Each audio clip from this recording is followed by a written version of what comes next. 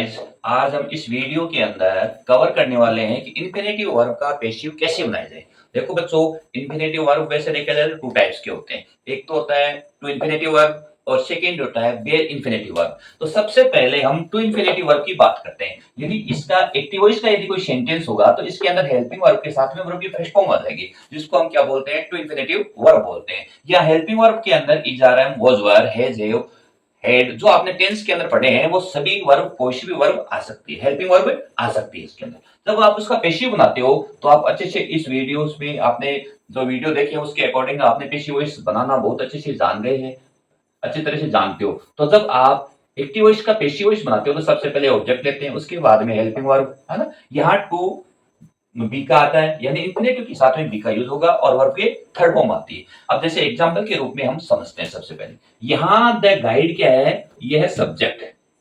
आपको केवल सबसे मेन चीज है एग्जांपल से आपको देखिए कि किस प्रकार से पैसिव बनता है। यहाँ हेल्पिंग वर्ब है और टू के साथ में वर्ब की फर्स्ट फॉर्म होती है, तो इसको आपने क्या बता दिया, टू इंफिनिटिव वर्ब। ठीक है। अब आगे क्या है, ऑब्जेक्ट। अब आप अच्छे से जानते हो कि ऑब्जेक्ट चेंज इनटू सब्जेक्ट, तो फर्स्टली हिम चेंज इनटू ही, तो यहां आपने क्या लिखा, ही। अब आपको क्या करना है, जो एक्टिव वॉइस में हेल्पिंग वर्ब आएगी उसी वर्ब का ही यूज करोगे। ऐसा नहीं है कि जो वर्ब आ जाए नेक्स्ट टेंस में चेंज हो जाए, इन्फिनिटिव वर्ब में ऐसा नहीं होता है। तो आपको देखना है the guide is singular and he is singular, then we use only helping verb is. Okay. अब आपको क्या करना है, टू आ गया और टू के साथ में बी का यूज करना है। टू यानी इंफिनिटिव वर्ब में क्या होगा, टू के साथ में बी आएगी और पैसिव वॉइस में हमेशा वर्ब के थर्ड फॉर्म का यूज होता है, ये आप बहुत अच्छी तरह से जानते हो। तो हेल्प की क्या हो गई, हेल्प। बच गया क्या, गाइड। और गाइड चेंज इनटू, ये सब्जेक्ट है, सब्जेक्ट चेंज इनटू ऑब्जेक्ट, तो यहां हो गया द गाइड।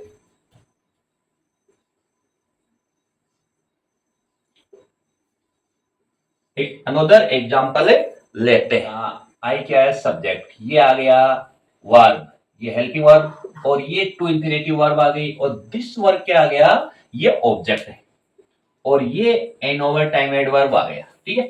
आपको सबसे पहले क्या है, ये ऑब्जेक्ट चेंज इनटू सब्जेक्ट, तो यहां आपने क्या लिखा, दिस वर्ब। अब देखो यहां बच्चों, आई के लिए हैव का यूज हुआ है, तो मैंने आपको कहा है कि इंफिनिटिव वर्ब में हेल्पिंग वर्ब है वो चेंज नहीं होगी, अगले टेंस में नहीं होगी, उसी में रहेगी। तो यहाँ आई के लिए हैव आ गया, तो दिस वर्क के लिए क्या आएगा, हैज, तो आपको हैज लिखना है। फिर किसका यूज होगा, टू होगा, और टू के साथ में हमेशा बी का यूज होगा।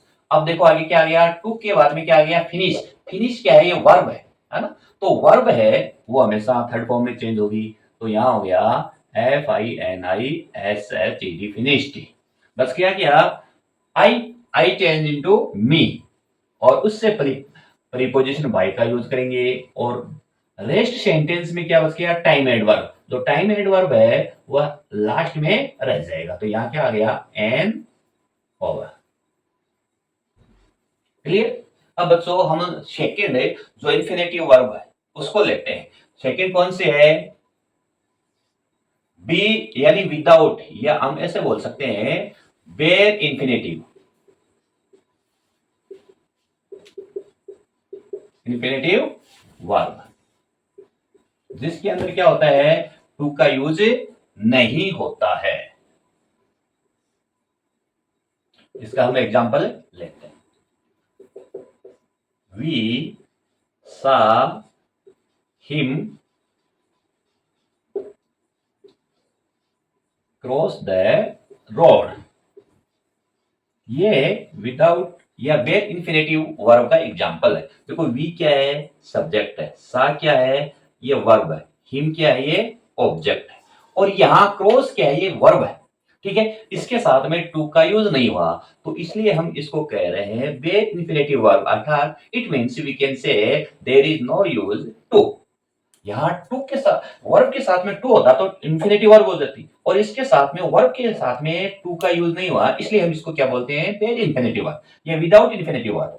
क्लियर। आपको क्या करना है कि आपको देखो यहाँ सब्जेक्ट आ गया, ये वर्ब आ गई, ये ऑब्जेक्ट, केवल ये देखना है कि पहले आप ऑब्जेक्ट को फाइंड आउट करो और ऑब्जेक्ट को सब्जेक्ट में चेंज करना है तो ही में है, तो किस में चेंज हो गया, ही में।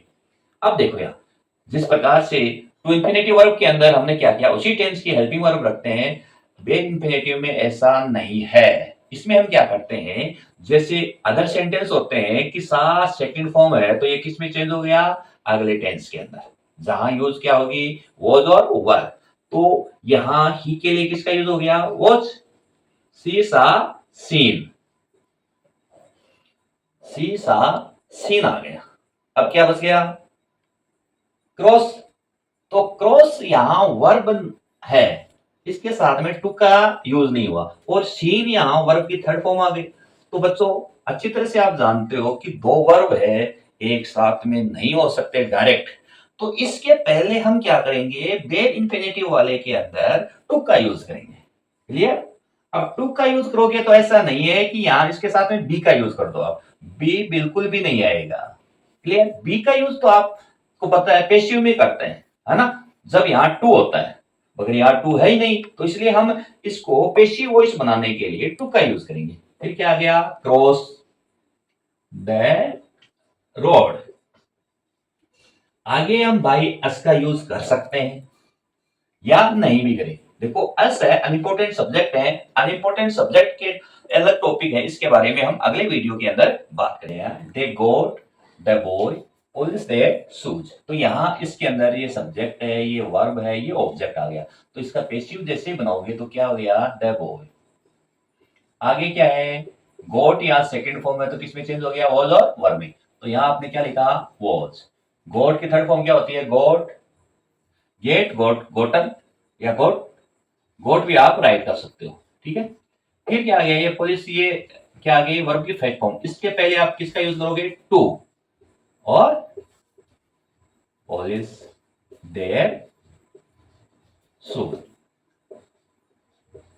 अब अगला हम सेंटेंस लेते हैं कि जैसे डमी सब्जेक्ट होते हैं, यानी एक्टिव वॉइस के वो सेंटेंस जो किससे स्टार्ट हो, देर से स्टार्ट हो, और वहां पर देर से स्टार्ट हो, वहां पे क्या हो, टू के साथ में वर्ब की फर्स्ट फॉर्म आए, तो उनका पैसिव कैसे बनाते हैं, हम आगे इसको बताते हैं। जैसे एग्जांपल के रूप में हम लेते हैं कि there is no form to reject.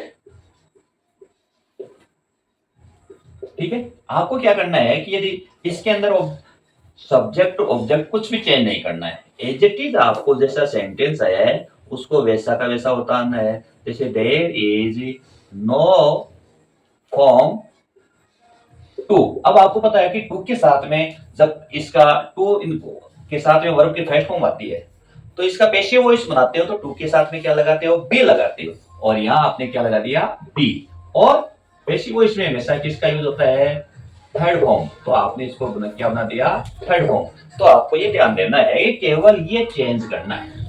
आगे सेकंड एग्जांपल देखो कि मैंने ये लिखा, there is no question to solve. तो आप इसका बनाओगे तो क्या हो गया कि there is no question to, अब टू आ गया, उसके साथ में किसका यूज करोगे, बी, और वर्ब की थर्ड फॉर्म क्या होगी, सॉल्व।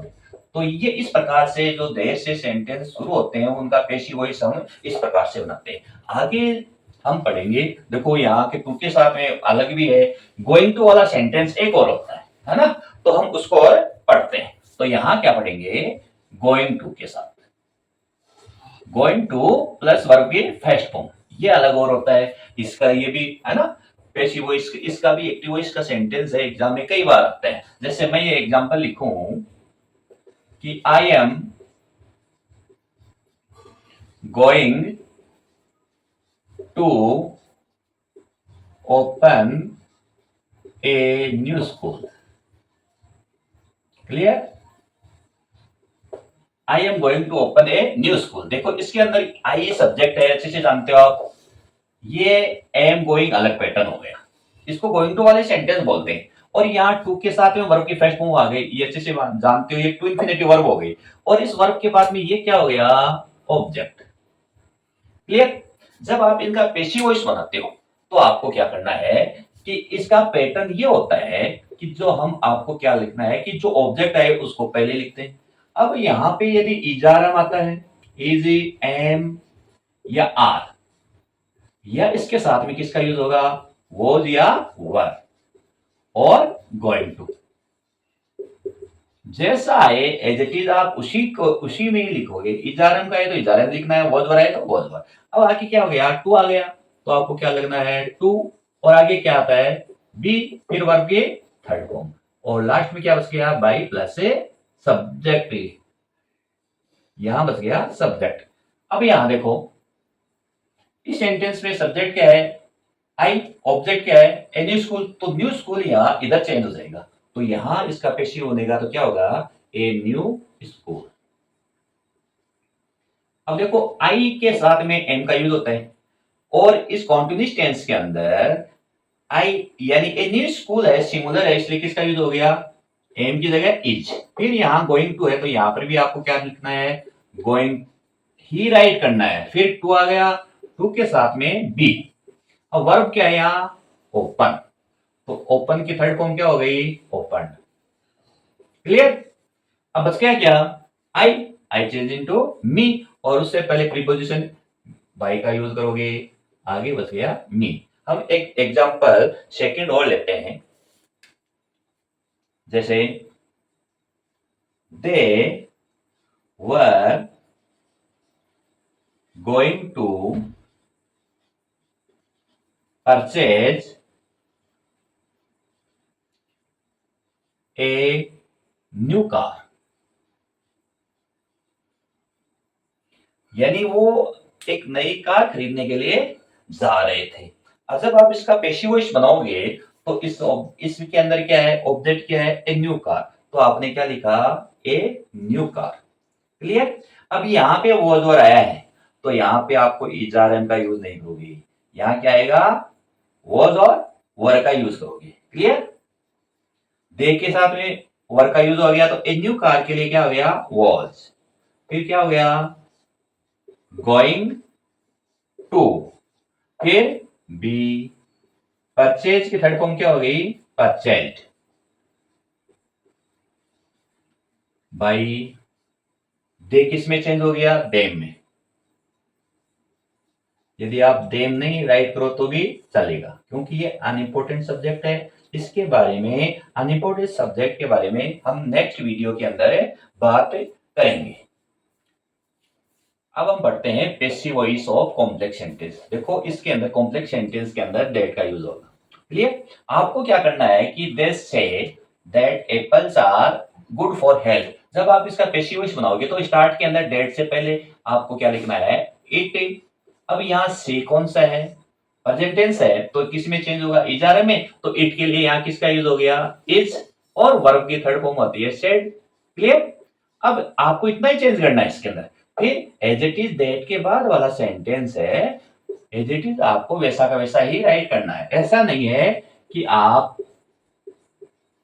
यहां आर आया इसको वॉज में चेंज कर दो, क्योंकि यहां वॉज को में चेंज कर दिया तो वो क्या हो गया, गलत हो गया। आपने पहले यहां चेंज कर दिया तो इसलिए दोबारा चेंज नहीं करना। सेकेंड एग्जाम्पल ये कहे कि they said that Akbar was the great king, great king. तो यहां क्या लिखना है, आपको देखी देखिए क्या लिखोगे, इट। अब यहां सेड आ गया, सेकंड फॉर्म आ गया तो किसमें चेंज हो गया, वॉज और वर में, तो इट वॉज सेड। क्लियर। यहां इतना ही चेंज करना है, बाकी का एज इट इज आपको राइट करना है, that Akbar was the great king. तो बच्चों आज का जो वीडियो है आपको पसंद आया होगा, और आज की वीडियो के अंदर टू इन्फिनेटिव वर्ब यानी इन्फिनेटिव वर्ब का पैसिव वॉइस कैसे बनाया जाता है इसके बारे में आपने बहुत ही अच्छी तरह से डिटेल स्टडी की है। ओके, थैंक्स बच्चों।